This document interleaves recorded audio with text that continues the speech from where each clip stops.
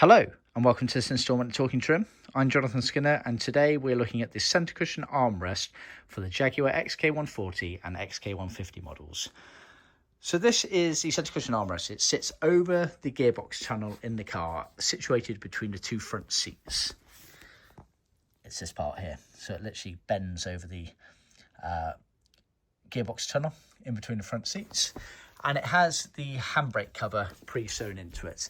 It did differ between right-hand drive and left-hand drive, obviously dependent on which side of the car the handbrake was situated on. It is worth noting that, logically speaking, if it's a right-hand drive car, the handbrake is on the left side of the armrest, such as this one here, and the opposite for a left-hand drive car, it would be over here.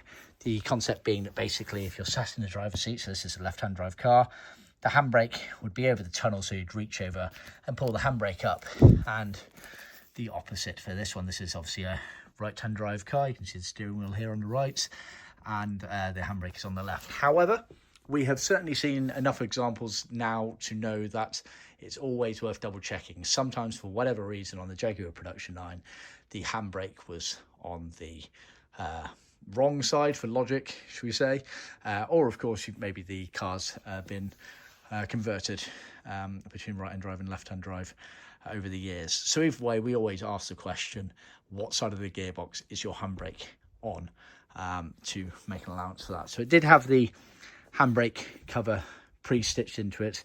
This is effectively a right-hand drive spec, as it's on the left-hand side, and then the opposite would apply effectively. So that's that element of it. It's also worth noting that whilst this cover was fitted to all XK150 models, so that's the open two-seater Roadsters, the drop head coupes and the fixed head coupes, when it came to the 140s, it wasn't fitted to all of them. It was fitted to a large majority of them, but the early 140s carried on a very similar design to the XK120 models, which had a sort of rectangular square fronted armrest, which I'll show you here. There we are, perfect. No, that's not right.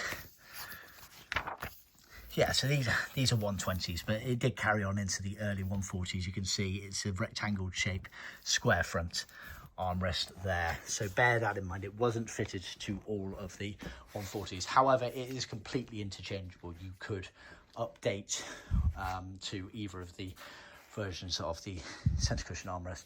It is worth noting for the square front armrest, as we refer to it, which is the early style one there, the handbrake cover was not incorporated into the actual sewn cover. It is a separate leather handbrake gaiter, so bear that in mind. And do check out my other videos, because there will be other videos detailing the early style one as well. But for the late style one, what you get is this leather armrest here. So the majority of it is leather, so the pleated panels all across here, these are all leather here, this is leather here, this is leather here. And then you get vinyl on the sort of retainer flaps on the side here and here. The handbrake cover itself is leather as well, and folded over. And then this front section here, which is again effectively a retainer, that is vinyl. And then the back section here is Moquette. Moquette is like a wool-based product. It's effectively a short pile unbacked carpet material. So that's OEM spec. In theory, that's how they all left the factory. In that regard, we can also offer a full leather version where we swap out these bits of vinyl here for leather, but obviously it's pretty minimal in the grand scheme of things in terms of the overall look and aesthetic that you would get for jumping to full leather, so bear that in mind. This has been done in Matador Red Smooth. We can also offer grained leather for most of our colours as well, so do check out our material and colours library for that. And then it's piped in matching materials as well, as per original specification for the majority of the models. It is worth noting that the piping actually did change in terms of the thickness. You can see that's quite a thick piping on the front there, and then it went to the sort of standardized thickness piping on the rear there. So they are different thicknesses. The core of that one's about 3mm, core of this one's just over 4mm. So these levels of detail that we go to for originality are illustrated with that side of things there. So yeah, obviously the cover with the pleats are genuine chuck and roll pleats, like all of our pleated panels. And you get that cover there. You also get the extra foam padding which sits underneath it.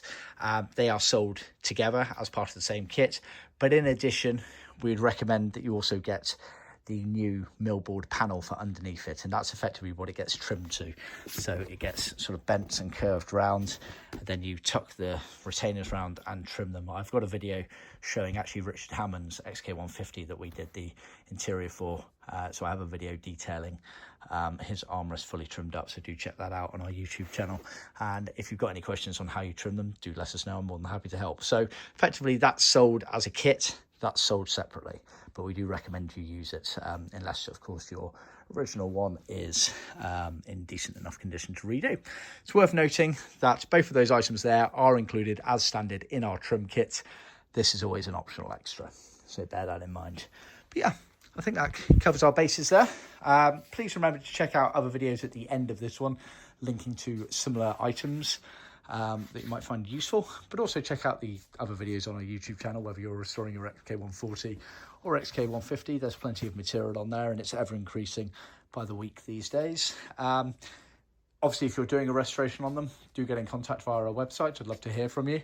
And yeah, thanks for tuning in. Please remember to like, subscribe and share with other classic car enthusiasts, and I'll see you next time. Thank you.